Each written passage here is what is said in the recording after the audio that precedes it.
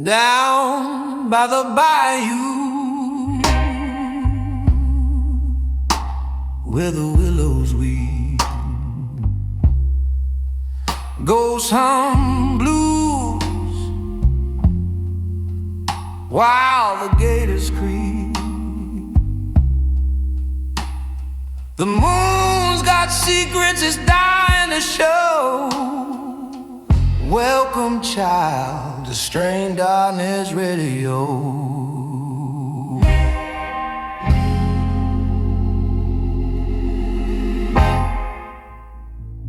Tonight, on Strange Darkness Radio, the darkness doesn't wait, it comes knocking.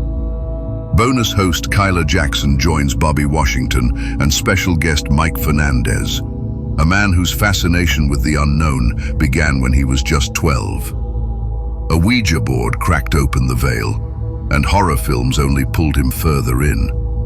What started as curiosity grew into a lifelong pursuit.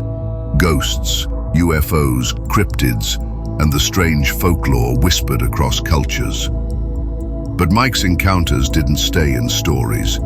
He's worked in a lockdown facility, cameras on every wall, doors sealed by badge and code, where the impossible happened again and again. Machines powering on by unseen hands, voices carried through static, footsteps in rooms no one entered, some caught on video, some on audio, all of them undeniable. I find this interesting. Mike believes it's time to take the hunt beyond the studio. He's convinced he can get Bobby into the field, out where the veil is thin, and he's willing to brave the night to make it happen. Settle in. The locks click shut, the lights flicker low, and what waits in the dark is already listening. Get ready for Strange Darkness Radio. From the static to the shadows, here's your host, Bobby Washington. Welcome to Strange Darkness Radio. How's it going, fellas? What's going on? Man, not a whole lot, man. Cool. On tonight's show, we have Kyler with us, and he's from the bonus show. He's now on the main show having a good time. There was nothing going on. So I was like, hey, man, come on the show. I'm doing this last minute interview, and I think you'll work out, great to have you on. And I know Kyler was like, yeah, let's do it. Oh yeah. That's one of the bonuses of being on the bonus. You get to do like little bonus things. Exactly. There you go. like last minute jump ins and be like, oh yeah, it's like double dutch. Awesome. You got this. Awesome. So on tonight's show, as you heard, we have Mike Fernandez, and I just want to go ahead and say welcome, Mike. Thank you. Welcome. Thank you for having me, man. Oh yeah, no, definitely, man, definitely. Let's just get right into it, man, because your story is incredible. Mike has had different paranormal experiences from when he was a child all the way to as an adult, and in various situations and circumstances. And to me, the stories I've heard, some of it he was kind of looking for, or doing things that you would expect for things to happen. When you play with certain things like Ouija boards. And so, Mike, tell us about your story, man. Start from when you first had a paranormal encounter. Right. So this one goes back to when I was about 12, maybe 13 years old. I have an older cousin and an older stepbrother. Mm-hmm. My older cousin and my older brother, I'll just refer them by initials, so that way there's no kind of, keep their secret identity. Right, exactly. So my older cousin, I'll refer to as G. The stepbrother, I'll call him M. And then I have a younger cousin who's involved in this. I'll call her Elena. She asked me to call her that because I told her I was going to be doing this. Oh, nice. So I want to preface that this was not something I had initially wanted to do. This was just something I kind of got dragged along into. Okay. So, but I was more than willing to do it. So I should say that I had my older cousin. She's about 2 years older than me. My stepbrother is a year older than me. They hung out a lot. So they had talked for for a while about doing a Ouija session, and they were inspired to. I don't know. Well, I don't know if inspired is the right way to say. Yeah. They wanted to do it based off of the Craft movie, the movie about the 4 witches, and that was a cool one too. yeah, that's a really good movie. I haven't seen it in so long, but it was such a good movie. I liked watching it when I was younger too. Yeah. So they had this whole plan thought out, how they were gonna do it, when we were gonna do this, at what time we were gonna do all this. So this was really their plan. Me and my younger cousin Elena, we kind of got dragged into it because it was just kind of like, hey, look, what are you guys doing? Well, you guys are doing this now. And so they did the whole shebang. They got candles and they had written down. Wow. Yeah, they got candles. They were going to write down. They wrote down the stuff they said in the movie, what we were going to say. Mm-hmm. They even had us rehearse it, I remember. And so initially we were going to do the Ouija session in the garage. And there was 2 spirits we were going to speak to. I can't remember one. The other one that we were going to speak to was an uncle of mine who passed away when he was real young. Oh, okay. So that's who the main one we were trying to get in contact with. We even talked to my grandma. I asked her some questions that my stepbrother was not privy to, or any of my other 2 cousins were privy to as well. So we had everything we were gonna do for that night. Yeah. So you had intentions on talking to particular spirits or trying to at least conjure them correctly. Yeah. I wish I remember who the other one we were trying to get in contact with. I don't remember if we got anything from that, but I do remember we got something when we tried getting in contact with my uncle, though. That was for sure a thing that I remember very vividly happening. Yeah. So we did. I think when we tried to contact the first ghost, we were in the garage at their house at my the 2 cousins, their sisters. So we were doing it in their garage, and we instead went outside to do this. And so I didn't even tell you about this though, but because my 2 cousins wanted me to bring this up because they remembered this when I brought this up to them, because I told them I was going to do this. They wanted me to tell you, or not tell you, but just say that their house is very creepy. They had a very big house, and they swear they would see shadow people running, like moving around the house. Oh, okay. Either down the hallways. I don't recall if I ever seen one, because I would always go to their house all the time. But I remember hearing stuff like in their house, like footsteps. It wasn't enough to make me think anything of it. I don't think as a kid, because I'm living with, and I was at the house with my older cousin and my 2 younger cousins, so I didn't really think anything of them. You don't. That's not the first thing I thought of when I was a kid. It was like anything ghost related. But they had a specific room that was always creepy. We always called it the kukui room. And for those of you who don't know, kukui is a Mexican boogeyman, essentially. Oh, okay. So we had every, like, from as far as I know, every Mexican household has a kukui room. That was just a little thing they wanted me to add to let know that they've had something of that nature happen prior to our Ouija board session. Yeah. Okay. And so we went outside, we set candles up, we lit them, and how we were seated was, I believe my stepbrother was, because they did the whole northwest, southeast, they did the directions thing. So my stepbrother was north, my older cousin, she was south. I was east, or I was east, yeah, and then my other cousin, my younger cousin, was west. So how we were seated, we started, and we were did the whole chant. I can't even recite the chant in the movie. Not gonna try. So you guys were just trying to relive that whole little scene. Yeah, they were okay. They did the whole lies a feather stiff as a board. We did that chant. We did like the other one, the scene from the beach. They were talking about the north winds or something like that. I can't recall. Yeah, but we did that, and we asked to speak to my cousin, or to my uncle.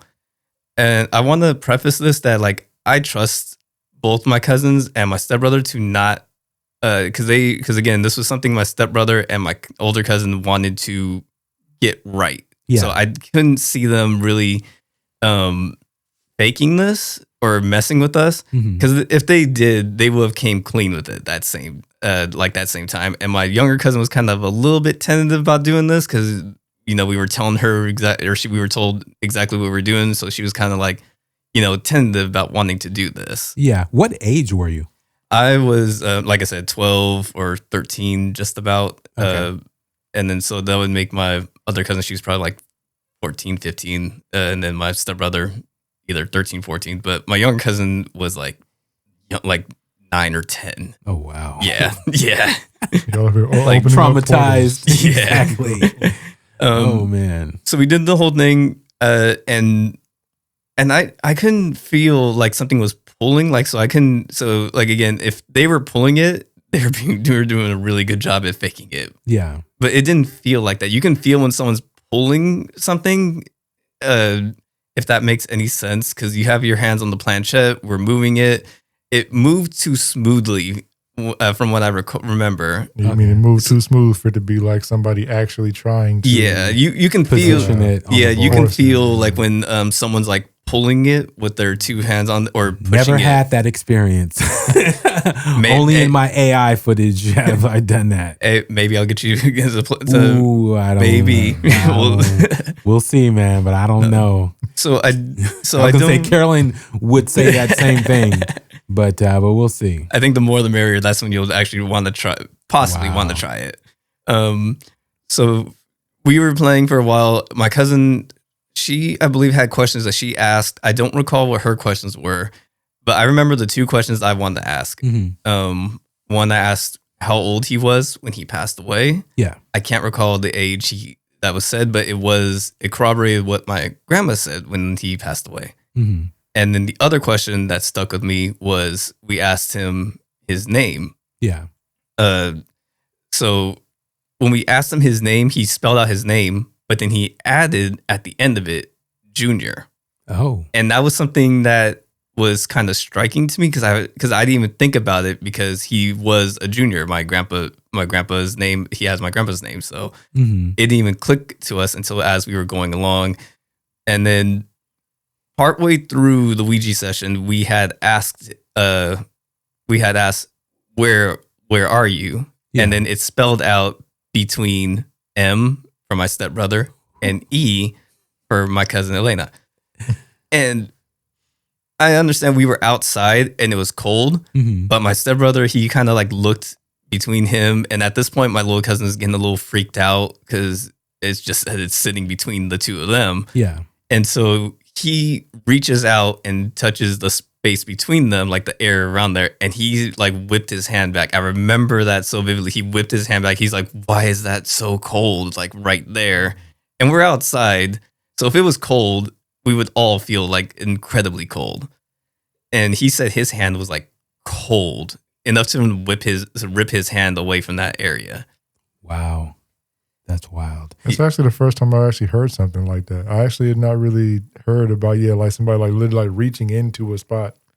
Yeah, because where somebody is. Because we said like he was between, then we were assuming that he was sitting, or if it was my uncle, we were assuming he was sitting right between them. And and most of the time when you hear about ghost stories, people say it gets incredibly cold when they start trying to manifest, whether they're trying to manifest as a shadow spirit, they're trying to move something or mess with equipment. There's always like that. So, but again, at this age, we're not thinking about that. We are so confused on why it's so cold in that spot. And my little cousin didn't want to reach out to touch because she was terrified.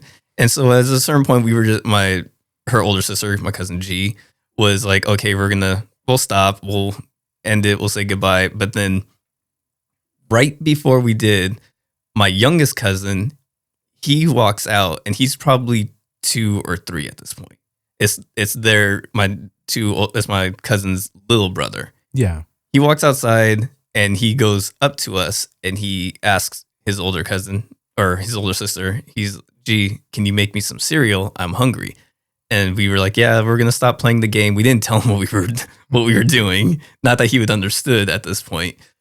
So we closed this. We were about to close the session, but right when we did, he's about to walk back into the house. He stops and points and says, "Who's that?" And points directly between my stepbrother and my little cousin. That's and then wild. His hand, I remember his hand dropped to his side. He smiled at us and then ran in the house. And he was just pointing in a direction. There was nothing there that he was pointing at. There was no one else there. He specifically pointed in between them. He wasn't pointing at his sister. He wasn't pointing at my stepbrother. He was pointing directly between them, like where the candle would be that we had, and asked specifically, who was that? And then smiled at us and ran in the house. And then smiled at us and ran. That part is just I remember his smile too, because he was like, and he just like took off in the house. So right then and there, we were like, okay, we're done. We're said goodbye. We were like, we're saying goodbye. We're ending the session. Yeah. Packed up everything, put the Ouija board away, and we went in the house. And the first thing we did after we put the Ouija board away is we went up to him and we asked him, hey, what did you see when you were out there? Because you said you saw someone sitting with us. And he looked confused. Like he was like, what? And G was like, yeah, you said you saw someone sitting between E and M.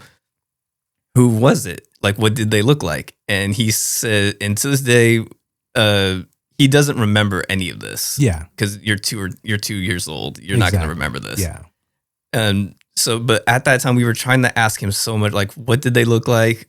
Did it look like a kid? Was it an adult? Like, what did this person look like? And he could not recall. And he said, I don't remember saying that. Yeah. Oh, wow. Yeah. So I don't know what happened, but it was just seemed like he just completely zoned out after that and just was like, I don't know what you guys are talking about. Yeah. Yeah. That's interesting because, kids can pick up on a lot of things, and they say their pineal gland is, not recessed or shrunken up, or however, people say about, that. But yeah, he had to be picking up on something. Yeah. And it was completely we didn't tell him about this. Like I said, he just came out and just asked for some cereal. So we told him we were playing a big kid game and he couldn't be a part of it. So he stayed inside watching movies or cartoons.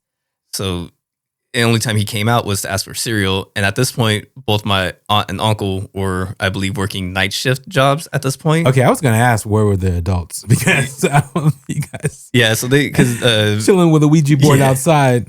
I mean, I don't think they tripped about it because they knew my cousin G had the Ouija board. So did they play with it too, or was it just... Not to my knowledge. They did like horror movies and stuff like that. Like my uncle was a big...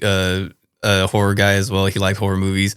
He had creepy clown masks that he would use for Halloween and stuff like that. So he was about to say, I don't think he really believed it too much. But yeah, so that's what happened with that incident. There was a later incident. That's another thing that this cousin wanted me to bring up because I asked her because she played the Ouija board again later on with a different cousin of ours. Oh, okay. And when she had did this, she didn't tell me what happened. She just refused to talk about it. Both of them refused to talk about it. So I didn't know. That is wild. So I didn't know the specifics of that second one, but it was enough to where she said no more.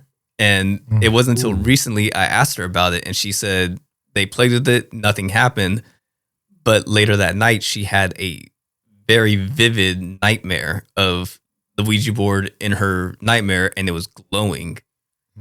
And I don't recall what she said she saw in the nightmare as well, but it was enough to where it was enough to just make her say like, no, we're done. Like, I'm not doing this anymore. I don't know how they disposed of the Ouija board. It just vanished from my understanding. So it's actually gone. Like, oh yeah, this is like over 20 years ago. So that thing is definitely possibly in a landfill somewhere. Oh yes. Okay, I thought you meant like it was like such a crazy thing that happened. She like got rid of it right then and there. She probably did that night. Yeah, that's what I was going to ask. Did she, say she threw it away that night, or, it mysteriously disappeared? It just became, she just refused to talk about it. Oh, okay. And they were closing this Ouija board out, right? Or they didn't think to do that at the time, or? I believe they would because I think even back then she was possibly a little superstitious. She kind of because we were smart enough to close it during our session with the four of us. So I don't foresee how she would make that mistake the second time. Well, if you run away from the Ouija board, or you're like, oh hell no, Well, and you know, Disconnect. well, again, she said, like I said, when they did it when it was just the two of them, nothing happened in their Ouija board session. It was afterwards. Oh, it was in the dream that she had. About the Ouija she board. had later on that night. Oh wow. Yeah, so if I could put the second time she played it, nothing happened to my understanding.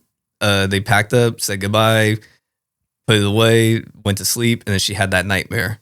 And she was in the house, walking down our creepy ass hallway, and then just getting to her room, and she got in there and saw the Ouija board glowing, and that was enough to be like, no, we're not playing with this anymore, or she wasn't at least. Yeah, I was gonna say sometimes goodbye ain't enough. Yeah, he said goodbye. Sometimes goodbyes ain't enough, man. When you try to close that thing out and they don't want to close. Well, because this is one thing about the Ouija board. I told Bobby that he didn't know because a lot of people probably until the Ouija board movie had come out, you're actually not supposed to look through the planchette. That's a little tip I'll give people if they're what ever is that? It has a little it's a little glass, magnifying glass, like a magnifying glass on it to magnify the word as you're on the board with it, right? Yeah. Okay. And you're not supposed to look through it. It's meant to, because I don't remember the exact reasoning for it, but I can understand why. Because you're using a board to look at this board, and it's face down looking at it. And if it's a portal to allow something to speak through it, why would you look through the thing that's connected to it? Yeah, that's very true. But let me give a little disclaimer, Mike. 1 second. This is why Black people don't play with Ouija boards. But here's the thing. We're actually going to get Kyler. I was waiting on it. We're actually going to get Kyler to play with a Ouija board, and then he'll tell you like what's truly happening. Kyler, are you gonna mess around with the Ouija board? Oh, absolutely not. I can tell you that one already. Well, I was waiting for him to say it too. I was like, it's going to be on the way. Maybe some people have. So I don't know if They we're brought it going to go down that road, Mike, but we'll see. You never know what can happen, especially in 2026. I'll absolutely like. I can set up a camera, right, and I can watch other people. I can watch y'all use the Ouija board. Here's this, and then you fellas. can do it. Why don't we set up a Ouija board with a planchette on it, put a camera on it, and see if it moves. Just leave that camera on the Ouija board with that planchette as a live stream and see if at whatever point this, planchette moves on that board. Right, as long as whoever sets it up is not going to be me. No, but here's the thing. I'm not going to be touching that thing. Kyler, here's the thing. It's going to be at Kyler's house. Oh, no, I definitely want to be over there. That thing going to get scared away from the house over there. I would definitely say if you do that, have two cameras set, one pointed top down at the Ouija board, and then one angle to look at like a door, or like that way it's in the corner so nobody can be like, make sure it's someone's not pulling a string or something crazy. Yeah, so I thought, but we'll see. But it won't be at my house. So we'll see. Maybe Mike will step up for the Pepsi challenge on that. But so I would say your experience will vary. Like I said, the first time we were doing it in the garage, nothing happened. My second time is when it happened. And like I said, cousin, she did it her time and nothing happened on hers. It was afterwards that she had a freaky nightmare. And you can always say, people will say, it's because you like it was waiting for the opportunity for you to fall asleep. It could have been she just had a bad nightmare, just. I never heard of a Ouija board basically attacking you in your dreams or conjuring, the board or you playing with it in a dream. I've never heard of that. So definitely listeners out there, if you guys ever had a dream about playing a Ouija board when you physically were doing it, like after, whether it's a day, a week or whatever, or at all, or if you ever had a dream of playing with the Ouija board, hit us up at strangedarknessradio@gmail.com, or you can leave us a message at 916, 741-3032, I believe. It's been a while, people. It's been a while. Been a late night. But yeah, 916-741-3032. And I truly want to know if you've ever had a dream about a Ouija board. That is very interesting. And Mike, have you? No, I have not had any kind of dream where the Ouija board was attached to me. usually my nightmares don't make any sense. It's usually or they're just usually the usual. You get chased by a serial killer. Oh, killer's gauntlet. The killer gauntlet. Slasher, man. Slasher's gauntlet. There we go. One thing I will say about my nightmares, I'm like kind of proud of what I can do, because most people just like when I talk to them about nightmares, they just like, I can't do anything about it. I just write it out and it's just till I wake up. It's somehow I know when I'm having a nightmare, I force myself to wake up. Oh, nice. Yeah, like I had a very vivid nightmare where I like can't recall exactly what happened, but there was like a monster or something directly like inches from my face, and then I like smiled at it and I was like, bye, and I woke up. He's like, I'm out. So you were doing like some Freddy type stuff to where, okay, you think you got me, but I'm able to pull myself out of my dream. It was just gone. Yeah, you got like an actual. You actually got like a control over yours. Yeah, I forget what that's called. But I don't have lucid dreaming. Yeah, lucid. I don't think I could do that, but I'm aware of when I'm having a nightmare. Like it seems like I know when I'm dreaming and when I'm having nightmares, because when I'm dreaming, I just let it go. But when it's a nightmare and it's a really bad one, I feels like I can force myself to wake up and just be like, okay, reset my brain. Wow. Or the fun part, when you wake yourself up and you go back to sleep and you go right there again, it just like hits resume. That right happened. I remember a nightmare that did happen. That sucked. It happened 3 times because I went back to sleep 3 times. It kept happening. I was like, I don't want this nightmare. I was mad as hell too. I was very pissed because I had work that morning. So I was like, oh man, this sucks. That's wild. Okay, well, let's take a little small break. People, we're not going anywhere, but just want to play a bumper so we can hear Amy talk to us. So I think that'll be cool. But after we come back from that, all the listeners out there, Mike, I want you to get into another one of your paranormal stories. Here we go. You're listening to Strange Darkness Radio. Have you ever experienced something you can't explain? A strange or chilling experience you've never talked about? If so, we want to hear from you. Email us at strangedarknessradio@gmail.com or call 916-741-3032. We'll be waiting.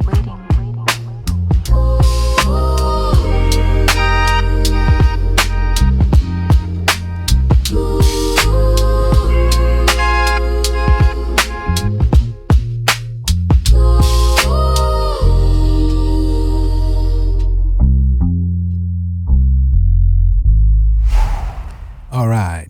So, what is your next story? So this next one, it was one that happened when I worked at the airport. This is a very small one. It happened only once. So I used to be a ramp agent. Ramp agents are basically the ones who handle your luggage, loading up the bags, taking them off, that usual gig. After the illustrious year of 2020, when COVID hit, we were tasked with decontaminating the planes and cleaning them very thoroughly. On this night, it was me and my crew, but at this particular time, it was me and one guy. The others were downstairs doing something else, or they were off. So it was just me and one guy. And in the plane, it was just, we were at the middle of the plane, looking down towards the tail. We heard something. It's clear because it was clearly a bang. And that stopped us from cleaning, and we looked down the hallway or down the aisle of the plane, looking because we were like, "What was that?" And then we heard clear as day footprints, like heel to toe footsteps, like they were purposely 1, 2, 1, 2. So there was 4 solid steps, and we were looking down the hallway because we were just like, "What the hell?" And that coworker kind of walked down to go look, and he checked both the bathrooms at the end. He was looking around. And it's a small little area in the back, so there's nowhere you can hide on the plane. And I want to preface that these planes, because they're meant to be locked up at the night, because this was a night crew, so the plane was locked up. Me and him were the only ones in there.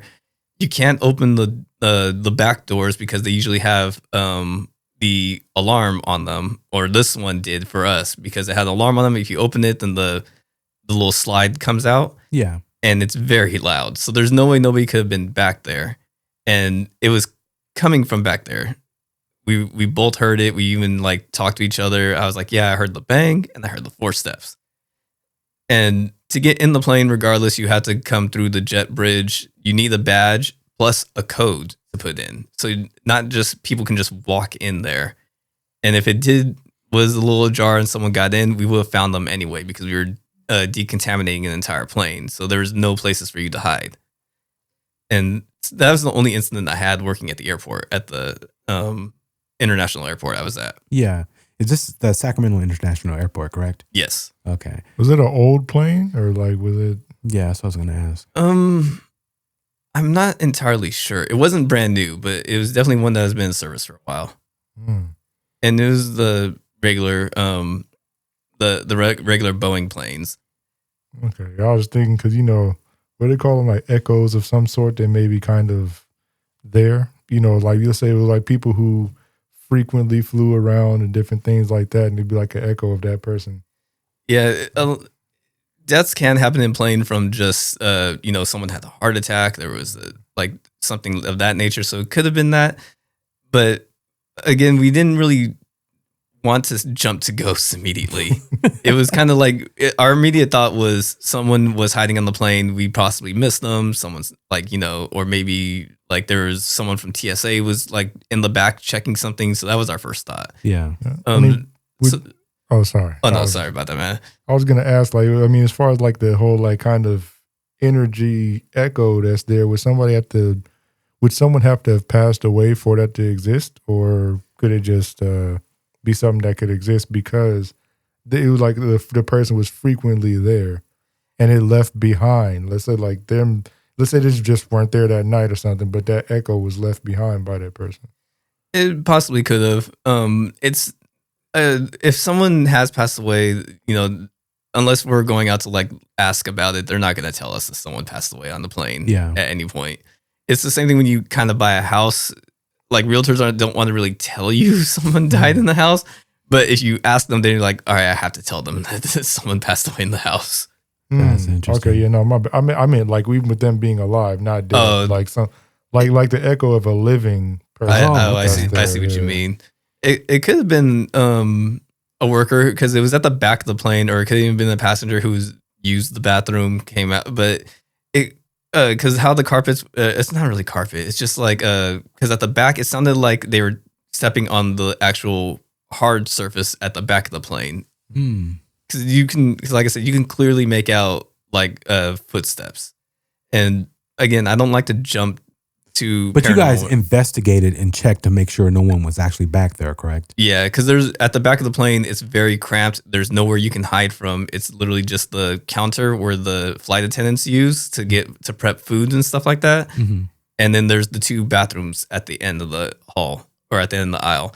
And so once we open both of those, and I'm sure most people have flown, those bathrooms are incredibly tiny. So unless this guy this person was able to flatten themselves out and hide, there's no place for someone to hide in the back of the plane. Yeah, I mean, I've heard of haunted planes before, and flight attendants having different type of weird interactions with people they think are real or there, but they're actually not. So it's not unheard of that a plane, could have a ghost or two on it. Yeah. So. Yeah, and so we have to do a security check even before we leave. So even if we like have to leave and we're done, we still have to double check just in case. Like we miss something, or they always have us do initial check when we get in, the cleaning, and then the final security check. Yeah, could have been even a flight attendant who passed away and loved working that plane or loved flying, and they flew on that plane a lot, and they just put themselves back, and doing the prep and the setup, and Yeah, that's what you guys are hearing. Yeah, and we couldn't make out if it was like because it didn't sound like heels. It just sounded like just someone's like heavy. So it sounded like very heavy. Yeah. Because you can tell the difference, and people usually tell me this. They're like, "Oh yeah, like how do you confuse like footsteps?" And it's like I know what footsteps sounds like. I'm at the age I'm at. I clearly can tell the difference between someone banging something on the floor to someone's walking with a pace. Yeah. And it was like a deliberate pace too. It wasn't like it was a hurry. It was just like like a cat, like someone was casually walking back and Yeah, forth. and they're just doing whatever mundane chore or, Yeah, exactly. while they're walking off the plane, walking to the back of the plane, doing something that is casual and normal, opposed to, scurrying or, hear 2 footsteps, stops, then it goes again, all that. It was just a, Yeah. casual pace that was persistent. Interesting. Yeah, and again, we're blocking the only exit to the plane because the only exit, because the only way you can get in was through the front of the plane where we had the jet bridge brought up to it with the only door leading up to it. And again, those doors were alarmed at this time. So again, if you opened it, we would have known. I think the whole airport would have known because it's very loud. Yeah. Did you talk to any of the flight crew about it? No, because usually at this time the flight crew has left. Because I worked the final shift at this airport, or at this for this airline. So once they landed and the flight crew got off, they were going back to either their hotel room back home for the night. Oh, okay. So and they don't usually stay past a certain point because we have to spend a lot of time, unpacking luggages, taking packages, and then cleaning the plane. So we don't have time to speak to the crew. Yeah. Or the pilots. Okay. All right. So again, these are very interesting stories. And have you had like a lot of paranormal things that happen to you throughout your life? Is this something that is a normal process for you, or do you go looking for some of this stuff? So I would say I've not had anything purposely, or not purposely, but anything happen to me that I wasn't like going out to look for. Yeah. Nothing. Playing Ouija board is like you asking for something. Well, again, I was roped into that one. Yeah. I wasn't seeking that one. Okay, That was just kind of like, me and my little cousin were sitting off the side, and the older cousin is like, "Hey, you guys aren't doing anything now. Come on." Yeah. So that one was getting more roped into. That's funny. But did you like it? It was definitely an eye-opening experience, even though I was young. It was still an eye-opening experience for something to happen, and it was something I was just kind of like intrigued about. Yeah. Okay. And did that spark your whole journey into, wondering about the paranormal and wondering what's out there, and, to where things that are unseen, did that, because when you're conjuring something or even thinking about doing something like that, you don't, especially as a kid, you don't know, like, is this thing going to appear in front of us? Is it there, but we just can't see it? Like, what was your mindset? It was definitely a spark. Like, it definitely illuminates. And I started seeing horror movies in a different light, especially ones that had to do with like, ghosts and spirits and stuff like that. Mm-hmm. Just because I was like, okay, it's not like watching a slasher horror film as opposed to watching something like The Exorcist. Yeah. Like, it's definitely opened my eyes to be like, okay, could that be possible? And kind of just embedded the seed, I guess you could say, into me, like wanting to explore it. But at this time in my life, internet wasn't really a thing. So the only thing you really had to go on were books at the library. It's just funny because as soon as he said that about like he was watching ghost movies in a different light and everything, my first thought was 13 Ghosts. That Love would have that been movie. hilarious. Yeah. Oh man. That's a trippy movie. I love that movie. Oh yeah. Imagine watching that with a different light. Imagine playing with a Ouija board in that house. The Ouija board would probably be on the wall, on the glass walls and stuff. Right, yeah. I was gonna say that place like a living Ouija board. Yeah. Oh gosh. Dang. All right. What was your next experience? So the next experience, this one kind of happened more recently, and these ones were more. It was a bunch of little ones, and then that all culminated at one spot. So at this job, I worked at a laboratory. That's as far as I'll say. So at this laboratory, in order to get in based on California standards, at what we did there, you have to have a badge to get in and out of this, or to get into the facility, not to leave, really. So nobody should be able to come in. And if you have your badge, it needs to be proudly displayed. So if anyone from the city comes by, they can verify that it is you, kind of thing. So it's a very secured location. On this day, I remember this was like kind of like my first year of working at this lab. Yeah. And it was me, a maintenance worker, or the lead maintenance worker, my supervisor at the time, and then one of my cousins. We were at the back of we were in the warehouse of the facility doing our checks. All the doors in this area are closed. There's no one who comes in and out of this area without us seeing them. And where we were standing at, we can see almost all the doors in this room. So if anybody walked in, you can clearly see them walk in. And in this room, there are double doors. There's these like 2 saloon style doors, but they're very heavy. They drag on the floor. And so in order to push these things, you have to really push them open to get into another area of the warehouse that we were in. And there's rubber, like these rubber things at the bottom that like really drag to keep the humidities correct for the other room that the supplies were in. So we were kind of just standing around talking, the 4 of us, and we were talking about what was going on with supplies and stuff like that, just the normal.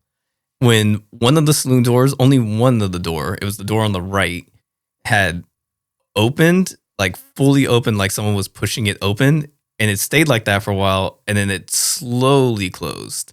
Like it wasn't like someone like pushes open like how we normally do, because you have to, like, again, you have to push these doors open. If they do stay, they kind of like stay for a moment, and then they would like close fast because they're heavy doors. Yeah.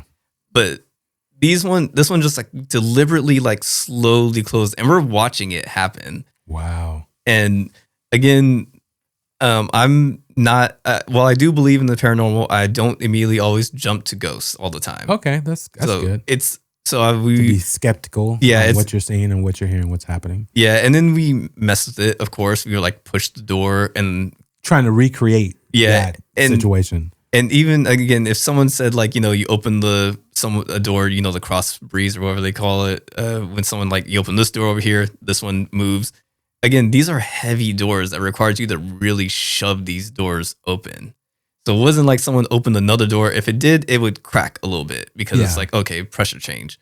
This is like deliberately opened all the way and then closed slowly.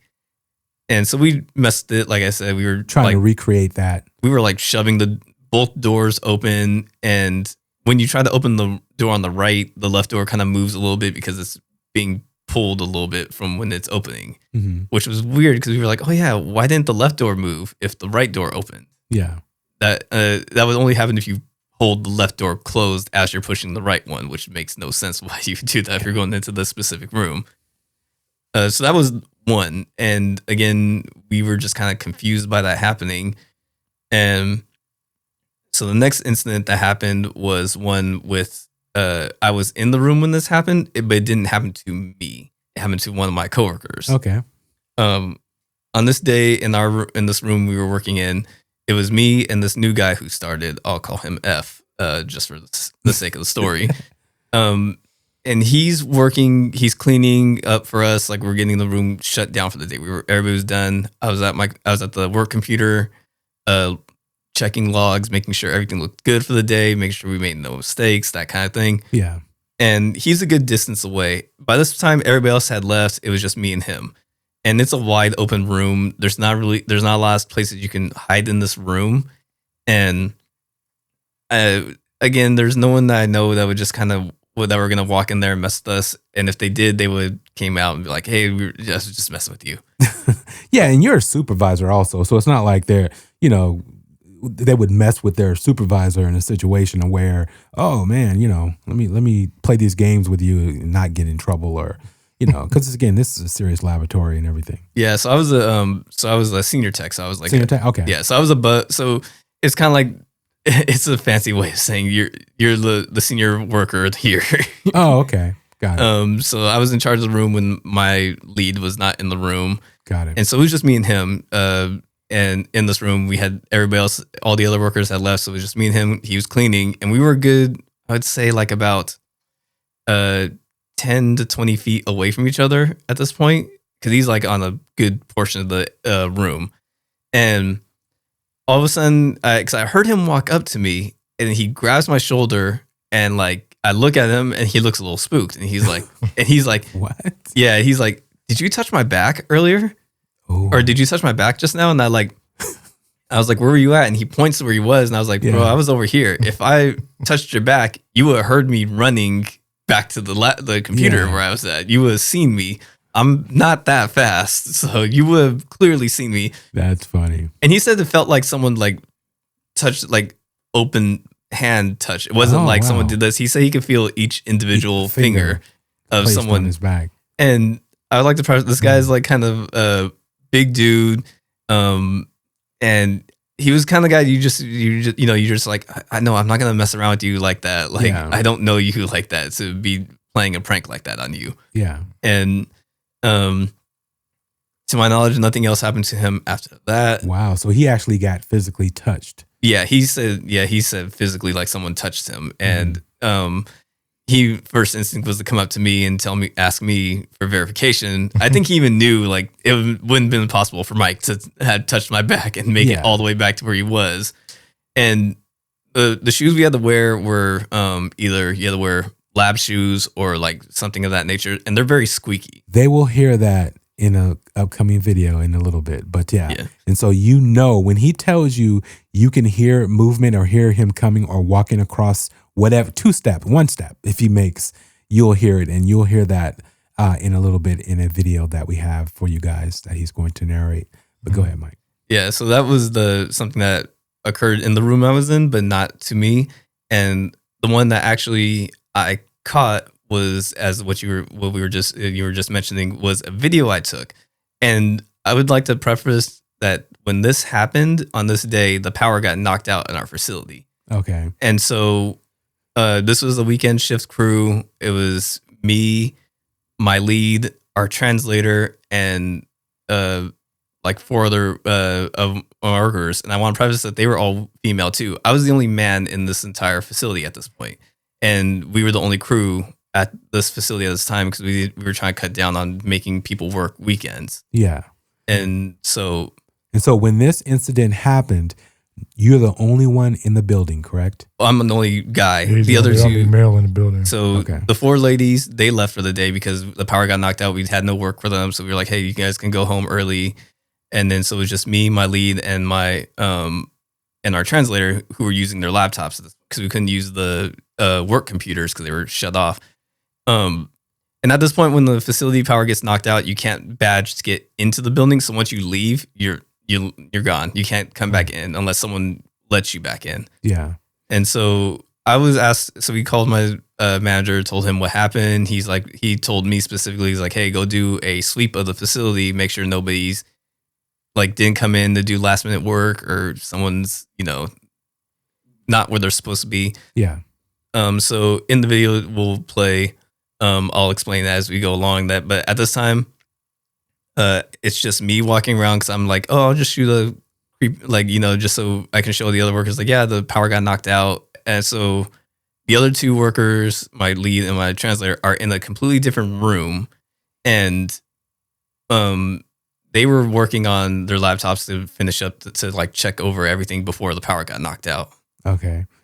And no TV's playing, nothing, but the backup generator is on, correct, or what? So the backup generator was only to have the lights. Emergency lights. For the emergency lights, yes. Okay. So in the room that we were in, I don't record when I go into this room, but even in our room that we were working in, there's only one light, and it's a big room, so there's only like it's like a creepy horror film. Like a majority of the room is completely black, and then there's like a corner where there's light. And so in this facility, there's like a couple lights. The lights are on, but nothing else is on. There's no power. None of our automated systems are on. Everything is completely shut off. And our emergency power is only delegated to emergency lights. Okay. Yeah, I just had to say, because like just that whole room setup just sounds like a setup. Well, I mean, it sounds like your management is just trying to set you up to go through whatever they can make have that lab. Wow. Like they're trying to get freaking the Babadook in there with you or something and try to make y'all go through some things, because boy, that's crazy. That's funny. Hey, so on this video, you guys, for our podcast listeners, please go check it out on Strange Darkness Radio's YouTube channel, because you're actually going to, as we play this video, there is audio, obviously. And if you want to watch and see as this all happens and plays out, please go to our YouTube channel and check it out. So, Mike, as it runs, let it run the full sweep and just you talking in your video. And then when it sweeps again, then you can go ahead and start explaining what's going on. Okay. Gotcha. And so to preface to the everybody listening as well, Kyler has not seen this yet. Bobby has. But Interesting. But Kyler has not seen this yet, so he's getting it fresh like everybody else. So Kyler, watch the screen over here in the studio, so you can see. Yeah, breaking news. Let's get this. What's about to happen? Here we go. Bruh, the power just went out in our building. Everything just shut off.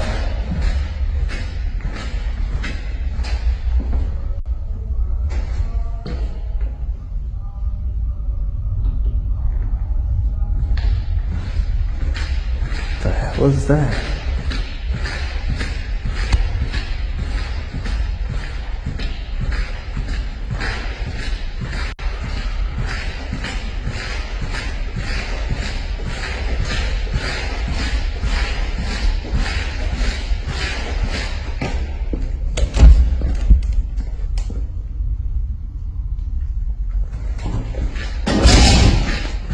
I hope I picked that up on camera.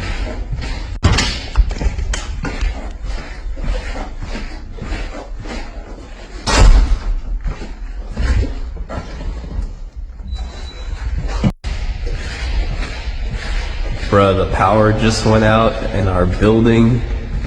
Now you go ahead and explain, Mike. So much like the previous video, or when I Everything talked just about, shut off. you can hear my shoes squeaking, and I'm walking to do a quick sweep when I heard this.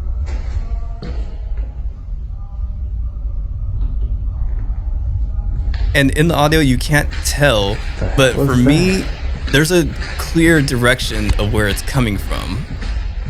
In the hallway, in this audio, it sounds like it's coming like just from kind of around, I guess you can say. Yeah. But for me, this room I'm about to enter in, it sounds like it's coming directly from this room. Like that's the direction it sounds like it's coming. That's, So that's why you headed to this Into this room instead of opposed to going- all the side, yeah. the ones you passed. And then in this moment in my head, I'm like, let me go check the break room because I know everybody went home, and I'm going to. And I scanned in here, and I didn't record inside the bathroom really too much. I should have, but in this point, I'm looking in, and I can't see anybody in there. Yeah. Bruh, the power just went out in our building. And much like you said about my shoes squeaking, and if the guy who Everything said just he shut felt someone off. touch him, this is what he would have heard. He would have heard my shoes squeaking Yeah. had I ran and touched him. So Kyler, hearing this, what does it sound like to you? Because I don't want to influence you. It sounds like somebody trying to either they're chanting or they're trying to serenade you. With singing. Oh You yeah, think? yeah. I think it sounds like something. It's like a singing or But in some other language opposed to, Yeah, because I couldn't make out what it was saying. And so through those doors right there, you have to go through those doors, those blue doors there, and then to the right, there's another set of doors, and that's where the ladies are. The two, my lead and the translator are sitting. And they're on the opposite side of the wall, so they're very far away. So, But in the buildings that you're walking, there is no one in that area, correct? no. Okay. And later on, there was no one else there at all. Like I said, we were the only ones there. If someone does come in at this Bruh, facility, the they power usually just went out in our building. text or call one of us and let us know, like, hey, we're in the building, so we don't Everything accidentally just leave shut and off. lock the building up and arm the alarm. Yeah. So everybody does due diligence on letting my crew or letting other crews know, like, hey, we're gonna be in for the weekend. Check on me before you leave. That way you don't lock me in the building and we set the alarm off. Mm-hmm. And again, to me, it sounded like chanting and it sounded like men. And Yes. from how far I am to where that room is, they would have had to been yelling very loud. And if it was the ladies, they would have had to been yelling very deep and very loud from where they were at. I was finna say one of them must have got hit in the throat. If Man. they sound like that, that must be real That's bad. hilarious. Yeah, 'Cause so- that's different. Yeah. So and if it was the two ladies in my department, from the direction they were in, you would have seen me pan the camera to my right, and I would have walked into that room. It's very directional for me. Like I can clearly hear it's coming from that room Okay. for me. And there's other things. Well, before we get into that, you asked after you closed up the building, whether it was the next day or however long, the people that were there, hey, did you hear this? Were you chanting? Were you singing? You've asked those questions to the people that were there in the other part of the building, correct? Yeah, so I don't show it in this video, but I do go to the two ladies in my lead and my translator, and I go up to them and I'm like, hey, were you guys chanting just now? Or were you guys doing any kind of singing, anything like that? And they were like, they looked at me confused, like, no. And when I showed them the audio, or I showed them the video, and they were confused because they could not hear it at all. And they would have been a little bit closer to me to have been able to hear it. Yeah. And again, when this facility is on, this building is very loud. Okay. If I'm trying to talk to someone to the other side of the hallway, like from the end to end, you cannot hear them. You have to be very close to someone in order for them to hear you in this facility because everything's temperature regulated. Yeah. So there's always an AC unit going on. There's always other kind of machinery going on. So it's very loud in that hallway. Mm. And so once all the power's out, I was amazed they didn't hear it because I clearly heard it. Oh yeah, you can clearly hear it in this video. And I was so happy I caught it on audio because I was not sure I was gonna be able to catch it on audio. Yeah, no, it's you caught it, and it's an amazing piece of audio because to me it sounds like chanting. I can't distinguish between it being Indian or Native American. That's the thing. And so I should add to this as well. A majority of the people in this building, when it is fully staffed, there's a majority of them are Middle Eastern, Muslim, of the Muslim faith. And so when they do their prayer, they do it in silence. Okay. And especially the ladies, I know they usually will go either in their car to do their prayer, or they'll go into a specialized, into our meeting room where we kind of like we tell them like, hey, if you need to do your prayer, you can go in here. It's more comfortable. You don't have to do it in your car. Yeah.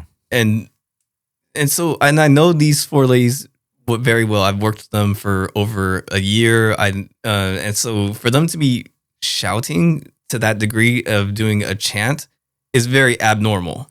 Yeah, and that clearly sounded like a man's voice.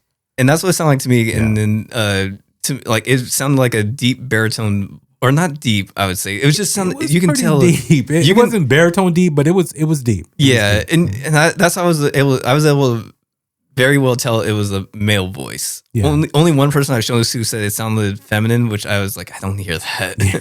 I don't hear that at all. It sounds like a man. Yeah. And again, prefaces, I am the only man in this building at this time. Yeah. Wow. Until that power went off. Man, there was something else in there. Oh man, I went to go investigate, man. I went to go make sure that nobody was hiding. Because I didn't jump to it being a ghost immediately. Yeah. It was very creepy. In that moment, I was very creeped out because I was like, okay, but I was more thinking, did someone break into the building while everything is off? That was my first thought. And that's when the worry crept in. I was like, okay, well, there's only women working here. Let me go check to make sure no guy broke in. That's good. Mike was on it, man. He saying, puffed his chest out and he's like, I'm about to find out what's happening here. Get this man a badge, man. I would have said, Kyler, can you go check that out? You're our security. Kyler would have said, I'm out. Everybody already knows the call sign at that job. They know the sign is when you see if you just see dreadlocks running through the wind. Yeah, exactly. And that means I thought you were going to say the real signs. Like, Kyler, don't say our real signs. Right. But anyways, yeah, man, that's amazing footage. Amazing. Just the whole 9 yards from the sound of you walking. And it's eerie. I mean, because all you hear is your footsteps. And what do you have on those little Crocs or something? Shoe things that go onto your shoe? It's like a so they're like rubberized. Yeah, they're like rubber shoes, and we have to wear them specifically for the job we work at because there's chemicals we work with, and the worst thing you can have are regular shoes. They have cloth on them. Oh, okay. So if a chemical spills that can burn your skin, you don't want that to be soaked into your shoe because your whole foot's gonna be burning at that point. You want something rubber to where if it falls off your shoe. Yeah. Okay. And so a lot of people had very squeaky shoes. Yeah. So it's not like, this person is chanting in this particular area and then you're like moving because you were moving. And then, if they were running away or let me get out of the way, let me hide, blah, blah, you didn't hear nothing else. There was no other foot movement. There was no other nothing other than the chanting as you were moving around. No, I heard nothing else.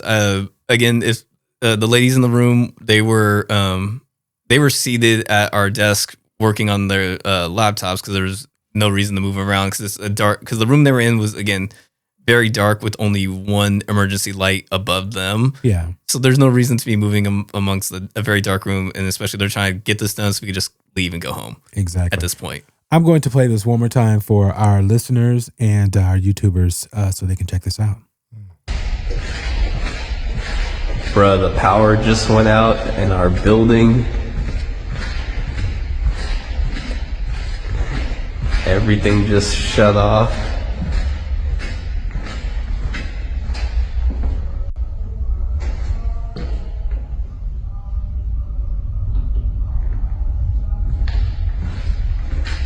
What the hell was that?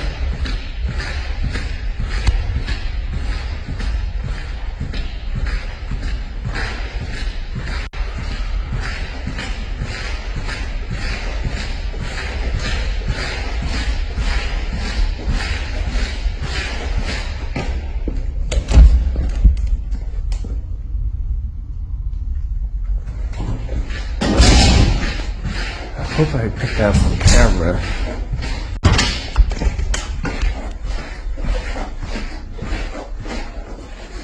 This is Mike checking various rooms to our podcast listeners. So right where the video cuts out is when I stop recording and I go show or go talk to the other two and ask them like, hey, did you hear that? Yeah. Was anyone else in the and ask them like, did you know if anyone else was in the building? They said no, we were the only crew there that day. Mm-hmm. And so I did, and when listening to it as well, because I know people will say like, oh, that was the wind. Again, oh no, you know not the wind. Yeah, you live long enough to know the difference between vocals to wind. Yeah, that was not wind. And because I clearly in the video say, what the hell is that? Yeah. I don't say, is that the wind? Yeah.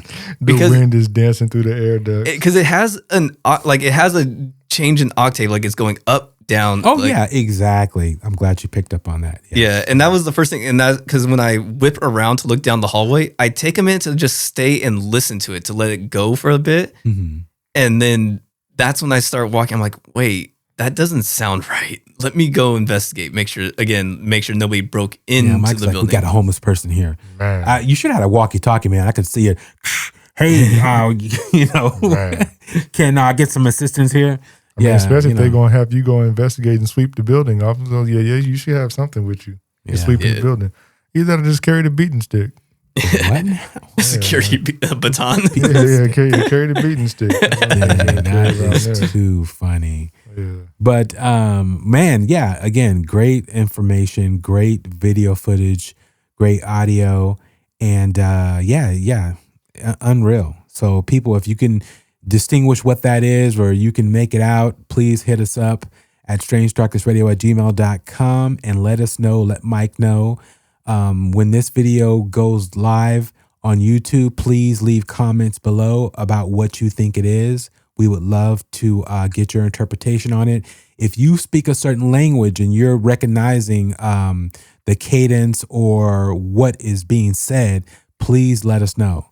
That would be very helpful just to bring, put a button on this whole thing that he's hearing. Is it a particular chant? If you're aware of these type of chants, be it, so what kind of, when a person's there praying, they've never chanted, you've never heard nobody audibly make any prayer? No, I haven't heard anybody do any audible prayers. If they are, they're doing it to a mumble under their breath, like they're saying they're reciting the prayer like to themselves. Okay, I've never heard any of them. But is it in a song format or a tune type? Not that, because I give them their privacy when they do their prayer. Okay. And our translator, she speaks Farsi, which is the language she grew up with. And when she listened to it, she said she couldn't tell what it was. Because I asked her, I was like, hey, does this sound like anything that you might recognize? And she's like, no, it doesn't sound like anything I've heard before. Okay, interesting. Ghost in the Machine. Yes, yes.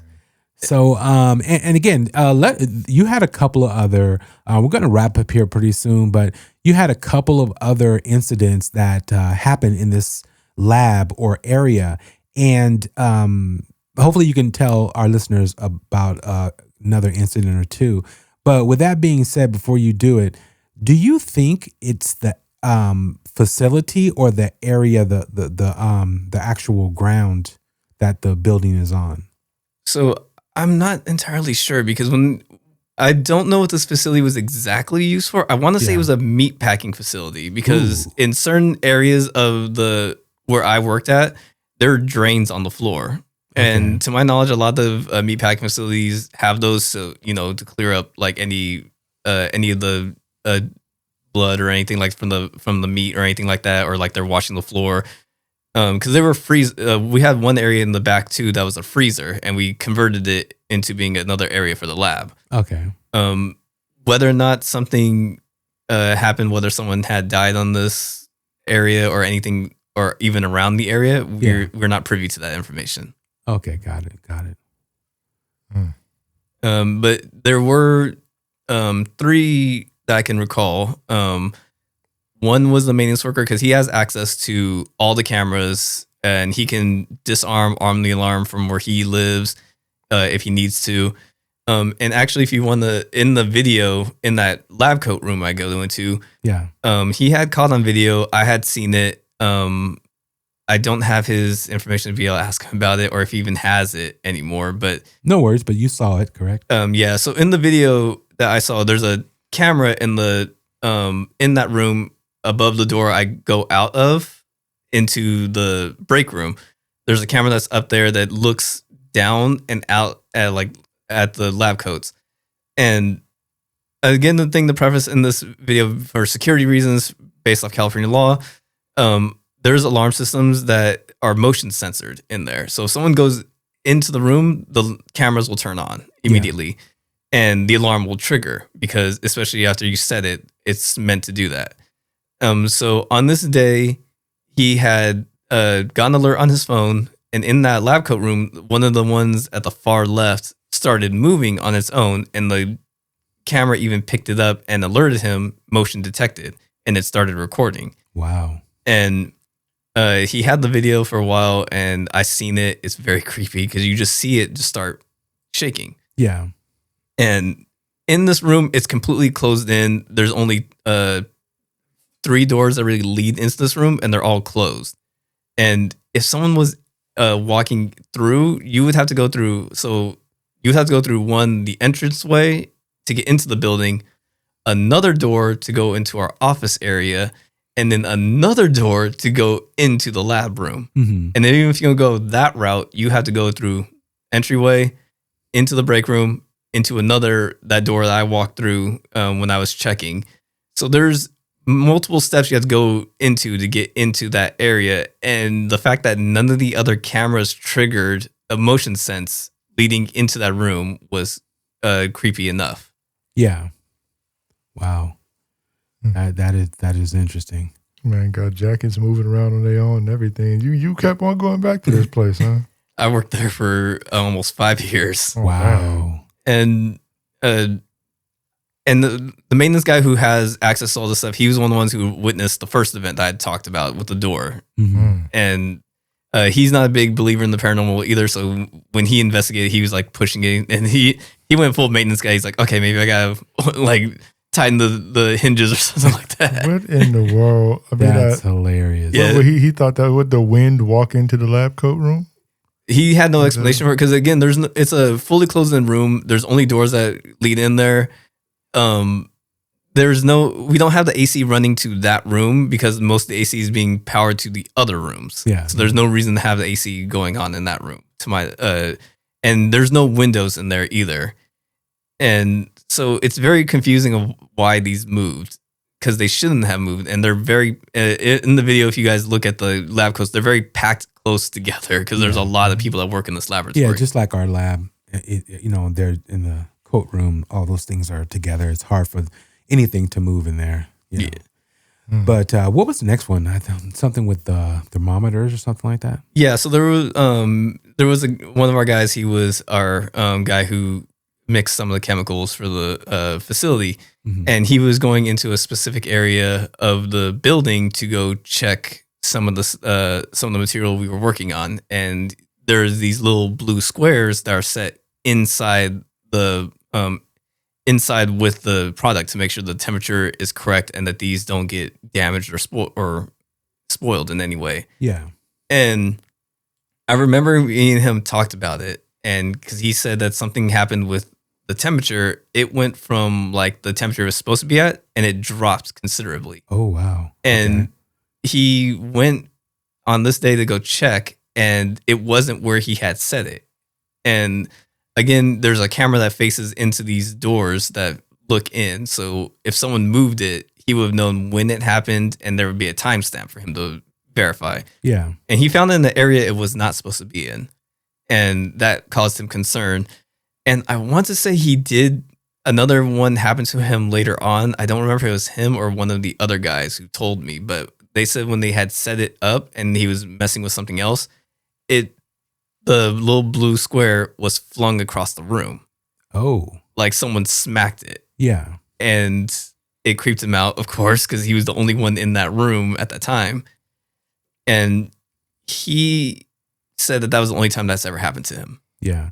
You guys should have had EMF detectors on the wall to where you guys can just automatically pull them off the wall and like, okay, we have a ghost, there's a cold spot here and the EMF detector is going off like crazy. I'm saying you guys had a lot of activity in this location. So that's interesting. Something's going on there for sure. And a lot of us who worked there for so long, we were friends. So we would play practical jokes with each other sometimes. But you couldn't really do some of this stuff. It's just. But a lot of them are like, if you do look back, if you have access to our cameras, you can clearly tell. That's what I'm saying. Like, a lot of the things. There's no hidden areas in this building that like if there is a hidden one, to get to that hidden spot, you have to go through other cameras to get to that hidden spot. Yeah, and the motion detection being set off when there's no one clearly there, the actual lab coats moving and all that, and they're really thick, and it's like the air conditioning kicking on is going to make those move or anything else. Yeah. So yeah, that's wild. Yeah, so it's very, very strange. And my lead, I remember she said she was in the same area that the guy was checking the temperature things. This was a completely different time. She said she was checking some of the products to look at when she was in there by herself again, and she said she heard, and there's like metal grates in there, like they're like lining the wall to keep. I don't know why it's like that, but there's metal on there, and she clearly heard someone slap the side where her head was, like next to her head, like someone like walked up behind her and smacked the wall behind her, and she shot up and looked around. Nobody was there, and walked out. Nobody was in the area that she was in. Yeah, and you can to get in. There's these sliding doors, so if someone had walked in, they open very slowly and they close very slowly. But you would have heard the juicy boots. Yeah, you would have heard the juicy boots. The juicy boots. No, getting around that. Those are crazy loud and sounds like there's suction happening when you move and walking. Man. So I call them the juicy boots. No, there's no way you're going to be able to creep up on someone with those shoes on. There's just no way. Yeah, no, it's very a very strange incidents that have happened.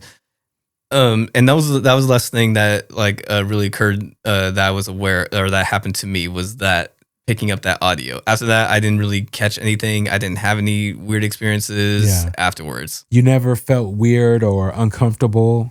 Never there, no.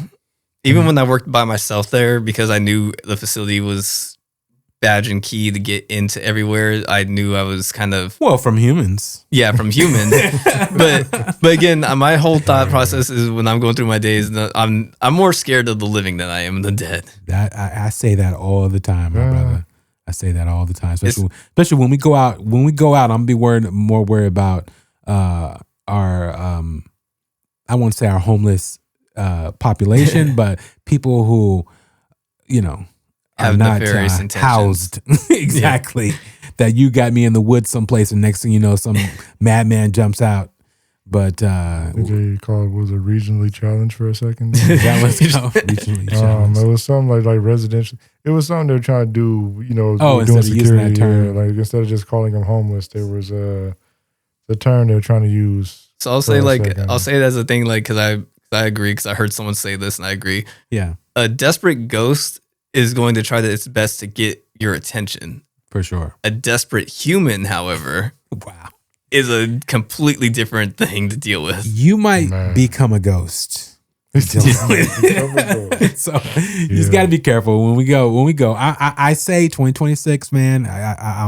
I'm going to let you lead the way, my brother, and hopefully Amy or whoever else will join us in this. I know Marley will for sure. She'll definitely be there with that. She'll be in front of you. And you going too? Yeah, you bro. going with us So too, what Kyler? are you talking about, Yeah. Kyler? You're You're gonna have to be in the car. You're gonna be somewhere, but you're gonna be there.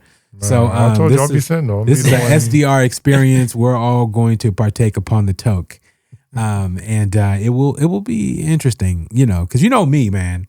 I'm terrified. I have my Constantine paraphernalia. I can Always. see you buying a drone specifically for when we Oh go no, out to I do, have. and you're no, gonna. I have drones. I have drones already, man. I'm My gonna brother. be walking around and the drone's just gonna be following behind me. Oh yeah, that's what it'll be.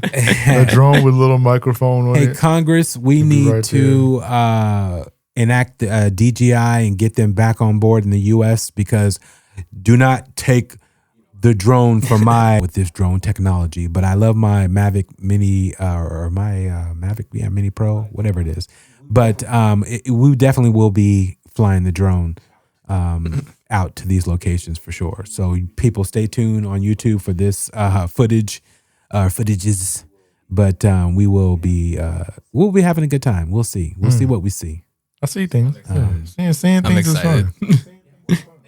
Yeah, well, I mean, that's why we do the show, Kyler. We want to see if we're seeing things. But no, unbelievable, incredible experiences that you've had, and I know it had to shape your whole paranormal, picture. Especially that when dealing with, especially the plane one.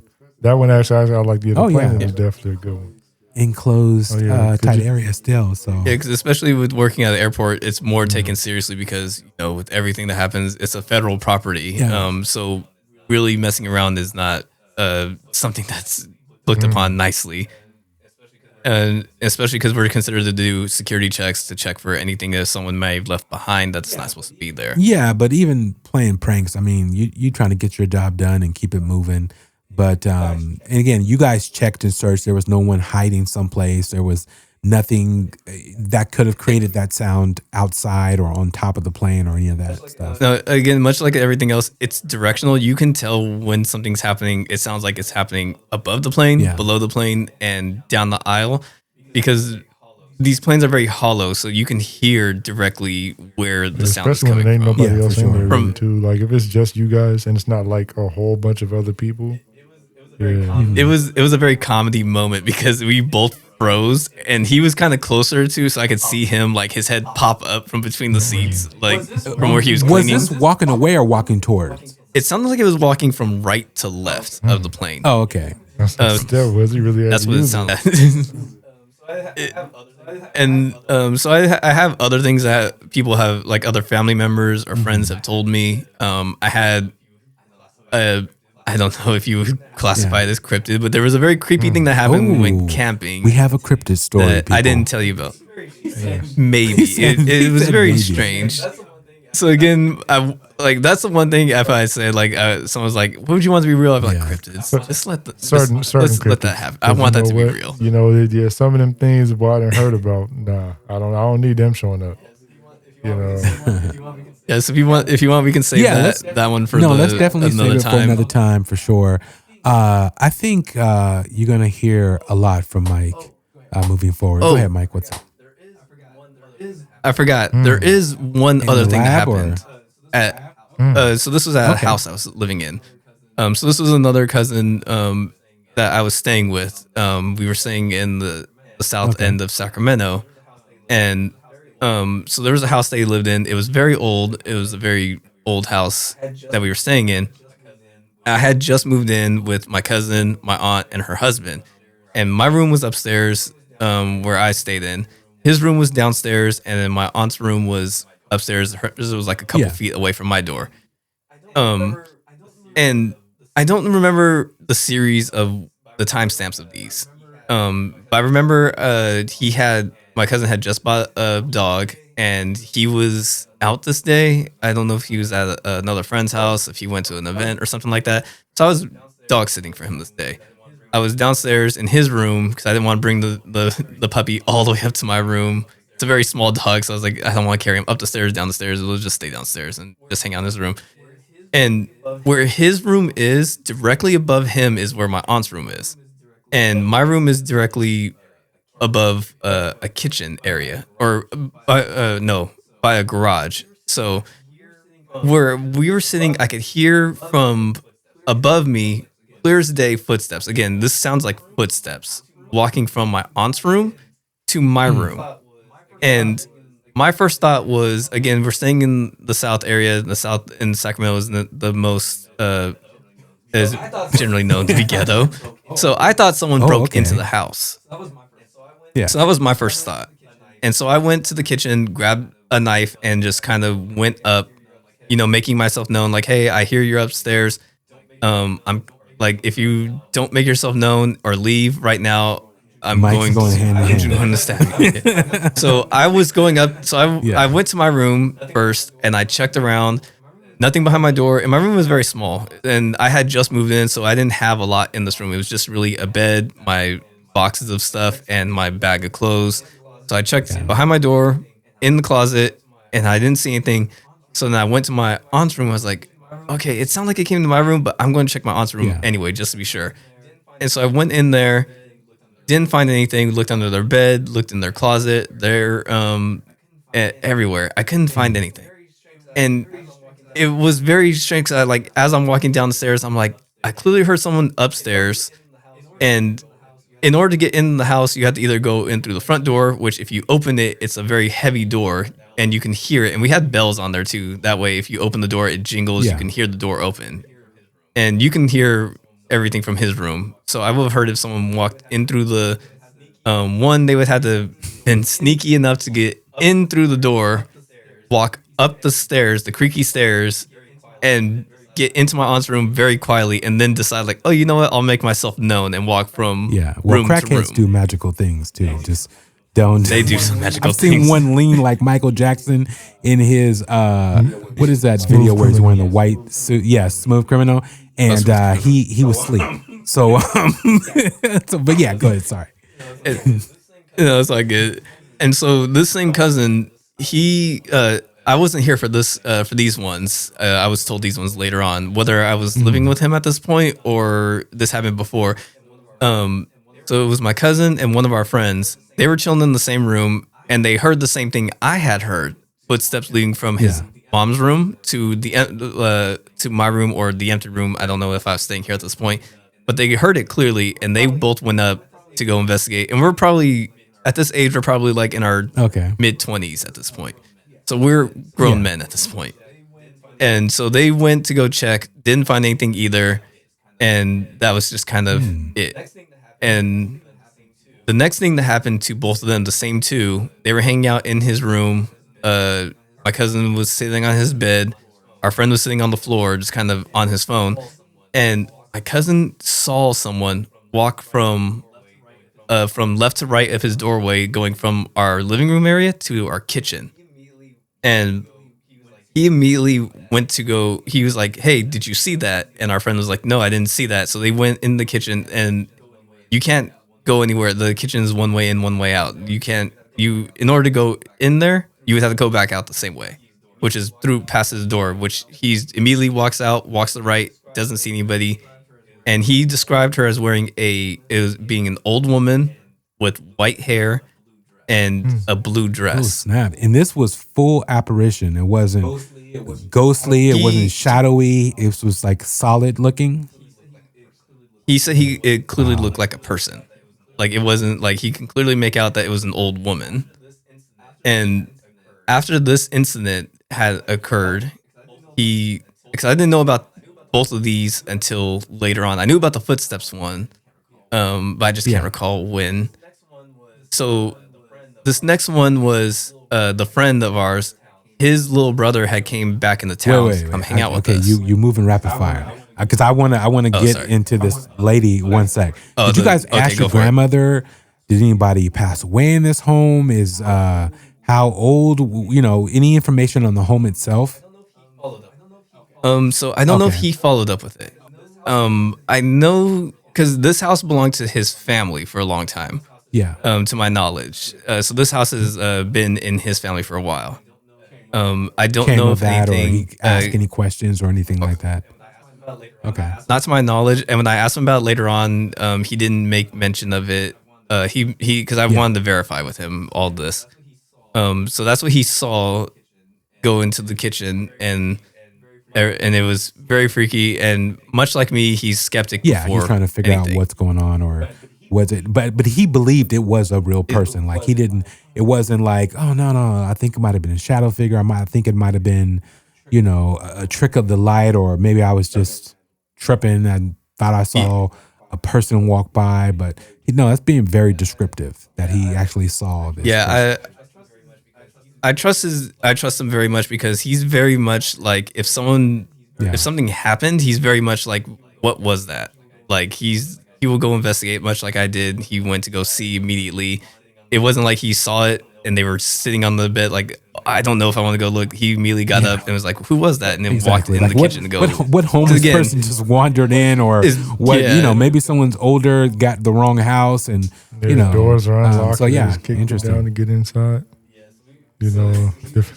Yeah, so he went to go investigate, and in the kitchen, again, very small, there's nowhere to hide. He looked, he said, didn't see anything. The windows are all closed.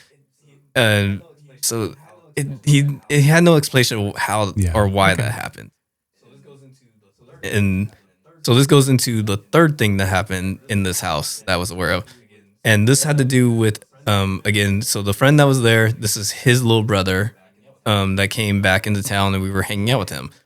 We weren't here this day. We were working, and we kind of called him and told him like, hey, or my cousin told him like, hey, I just go in the house. We'll be home soon. Just hang out in my room. So he goes into my cousin's room, and he's just kind of, I think he's laying on the floor, just laying on the bed, just kind of relaxing. And later on that day, when my cousin came home and they were kind of chatting, he looked at my cousin and was like, who was that old woman that was in the kitchen? Wow. And he said it wasn't like he said, who was that person who walked into the kitchen? He said he looked into the kitchen and saw someone standing there. Creepy. I got goosebumps. Goosebumps. And so That's creepy. And so I want to preface this as well, because he said these specific words to my cousin, and my cousin told me, he's like, it was an old woman, white hair, blue dress. Wow. And he had not told this friend of ours anything about this at this point. So this friend had no idea that this had happened to his brother and him. That's creepy. And it was just very, very odd. Like, again, I don't know the timestamp of events. If it was, they heard the footsteps, they saw the lady, he saw the lady, and then I heard the footsteps later on. I don't know at which stage these all happened. That time of my life is like Did you a feel blur. creepy? Do you remember at all whether or not you were kind of creeped out living in that house or at night or, energy shifts at 3 a.m. in the morning or anything like that? I don't recall if I ever woke up at 3 a.m. because I know that's the witching hour and that's not a good time to wake up at. I do remember the house was unsettling because I don't know if that's just because, it's an old house. You're unsettled by the creaks and groans of an old house that kind of can mess with you. But there's no way we can really, because all of our stories lined up with, we heard the footsteps go from his mom's room to my room, or to the room that would have been my room. Them both, three people seeing the same thing.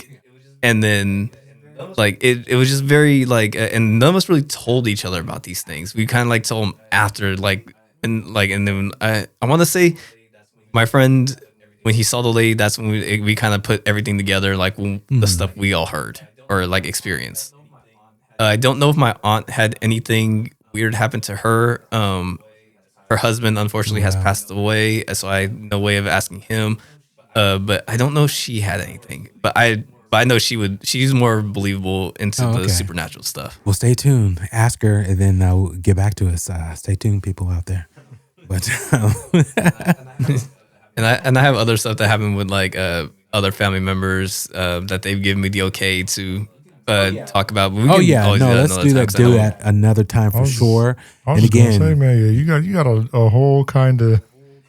You got like a buffet of some paranormal things going on in this family. Yes, which is a good thing. That's what we want. And people, there's a lot going on out there, and you all have had these experiences, and it's okay to talk about it. You're at the right place.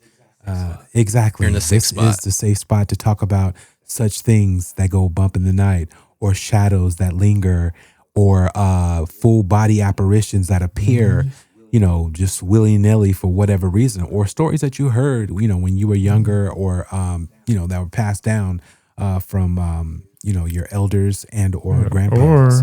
But you could also, if you have stories of ghosts that want to go and clock in and work at labs with lab coats, you can get some of those too. Can they go work for me so that way I can just stay home while they're clocking in? That'd be nice. Mike, again, Mike will, you will hear more from Mike, and you will hear more about his stories.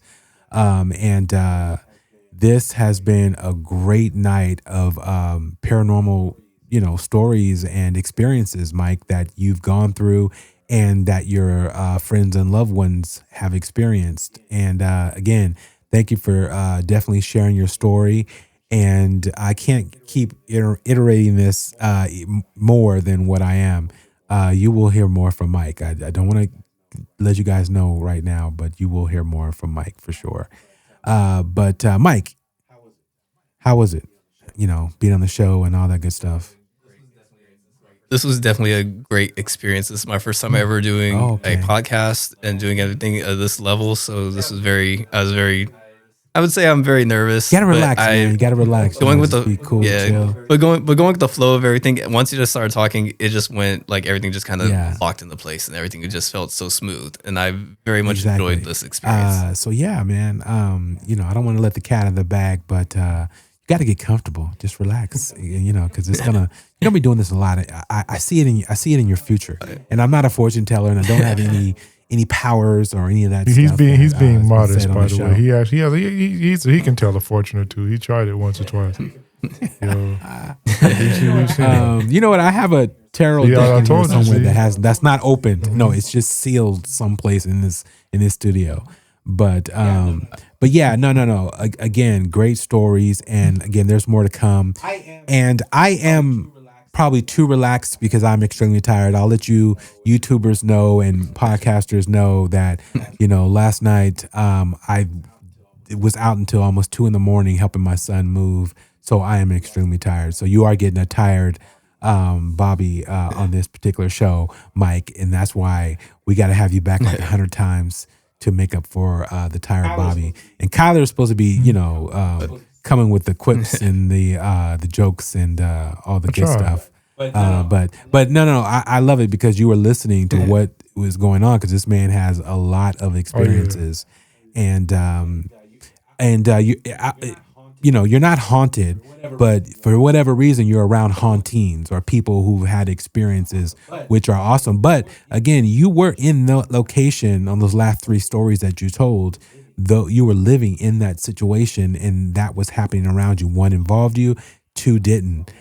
So I wonder how many times did that lady walk the halls while you were out cold in your room? That would have been something. Boy, that'd be a trip. Man, if I woke up and I saw some old lady in the kitchen making peanut butter sandwiches. Man, even if it was in my room and I just look up and I'm like, okay, this is what's happening. You wake up, you see that time to go to bed. For sure. All right, again, Mike, thank you for coming on Strange Darkness Radio. And Kyler, how was it on the main show, man? Ed's been on the main show. Now you're on the main show. What's it's not too bad. Yeah, it's not too bad. Like you said, it's been kind of a one of the longer days to show up right at that to the main show. But it's the main show. Nice. I mean, that's the thing. So it was pretty nice. Get to go ahead and switch it up a little bit, change the flow a little. Yeah, and just chill. Have to chill. Even bring a little bit of a bonus to the main. That's the thing. We do these. We do stuff like that. Yes. And I want to say thank Marley for these shirts. Can you guys see it? You've just been EVP. What does it say? I don't even know. I think I just EVP'd my. Yeah, I think I just EVP'd myself. I think I just EVP'd. But yes, Marley made these shirts, and I want to thank her and you guys out there. She does have an Etsy store that you can pick up all kind of interesting goodies from. And one day she'll come on, or even on the bonus show, and give you the actual name of the Etsy store. But I'm pretty sure you can find it, Marley Grounds, and have her make you. And this shirt actually glows in the dark. That's tight. So yeah, when we go ghost hunting, I'll make sure I wear this. So just in case I end up getting EVP. I'm heckling getting EVP. make it easier to find him. Exactly. All right, and on that note, ladies and gentlemen, we are out. All right. Have a good night. As your journey through the shadow realms of Strange Darkness Radio concludes, remember that you unlock the door to the paranormal with the key of imagination. Beyond it lies another dimension, a dimension of eerie soundscapes, chilling sights, and the profound depths of the mind. You're venturing into a land of both haunting shadows and tangible substance, where the ethereal meets the corporeal, and ideas take on a spectral form. You've just crossed over into the Strange Darkness Radio Zone. In the vast expanse of the paranormal, there exists a fifth dimension, extending beyond the known realms of our understanding. It is a dimension vast as the cosmos and eternal as infinity, a mysterious terrain between the illumination of light and the depths of shadow. This is the middle ground between the empirical and the supernatural, where fears fester in the pit of humanity's soul and knowledge ascends to its zenith. Welcome to the dimension of imagination, an area we dub the Strange Darkness Radio Zone. As you conclude your journey with us, remember that you're departing this peculiar zone, a place where reality intertwines with the surreal. Be cautious as you step out, for you may find that the boundaries between the normal and the paranormal blur, leaving you forever in the lingering embrace of the unknown. Until next time, farewell from the depths of the Strange Darkness Radio Zone.